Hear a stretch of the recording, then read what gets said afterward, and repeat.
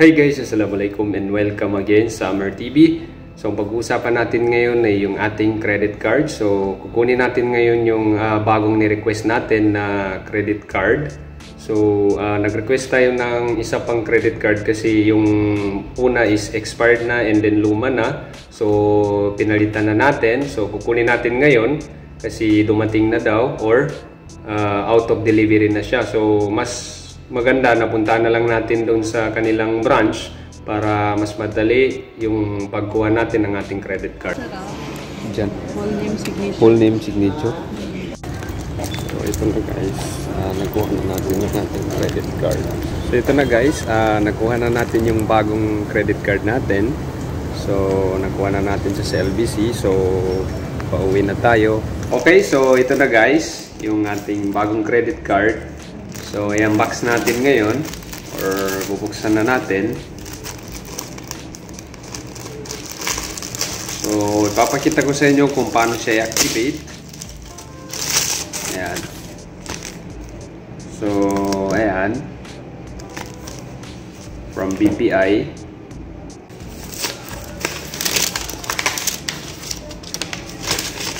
Guys. Ayan.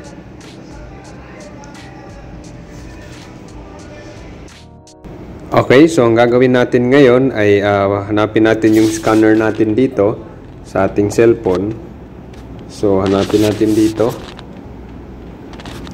So, meron tayong i-scan na QR code. So, ayan. Yung QR code guys is nakalagay dun sa ating nilagyan ng credit card. Okay.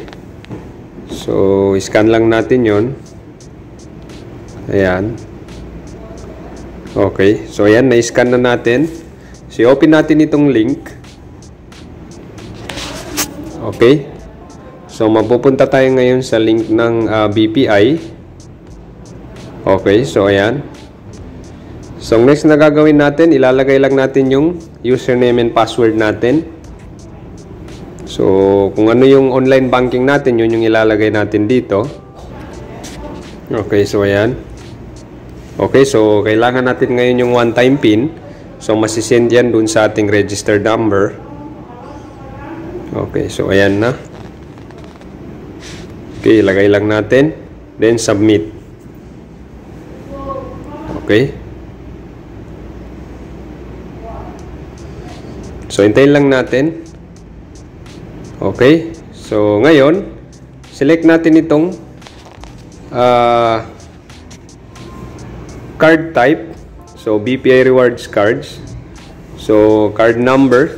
Takpan lang natin for security purposes. Okay, so ayan. Select lang natin yung ating card number. Then, dito tayo sa pinakababa.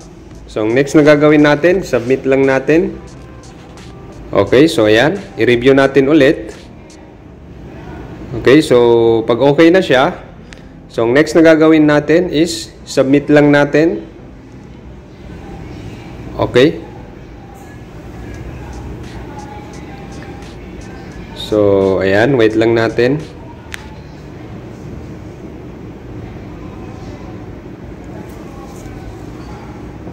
Okay. So, your BPI credit card activation request was processed successfully.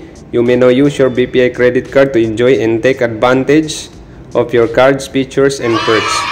So, makikita natin dyan na na-activate na yung ating credit card, so pwede na natin siya gamitin sa pagbili ng mga item. Okay, so yan yung confirmation number. Takpan lang natin for security purposes. And then yung ating card number. Okay?